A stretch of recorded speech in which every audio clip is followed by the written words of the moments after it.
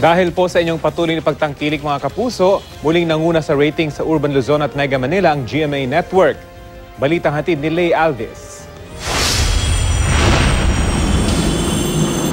Patuloy ang pangunguna ng GMA Network sa Urban Luzon at Mega Manila base sa datos ng Nielsen TV Audience Measurement nitong Agosto. Sa Urban Luzon, pasok ang 6 na kapuso programs sa top 10 ng mga pinaka-pinapanood na programa. Nangunguna rito ang primetime telefantasya na Encantadia, kasunod ang Magpakailanman, Kapuso Mo Jessica Soho, Descendants of the Sun, Pepito Manaloto at 24 Oras.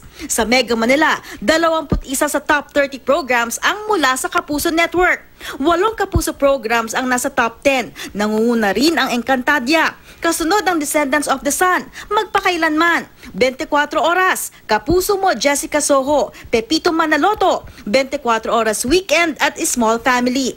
Sa buong bansa, sa Urban Luzon matatagpuan ang 77% ng lahat ng Urban TV households. 60% naman ng lahat ng Urban TV households ang matatagpuan sa Mega Manila. Mas malawak ang sakop na 3,500 sample size ng Nielsen TV Audience Measurement kumpara sa Kantar Media na may 2,610 lang. Pinakamarami din ang 31 kumpanyang subscribers ng Nielsen. Lay Alvis, GMA News.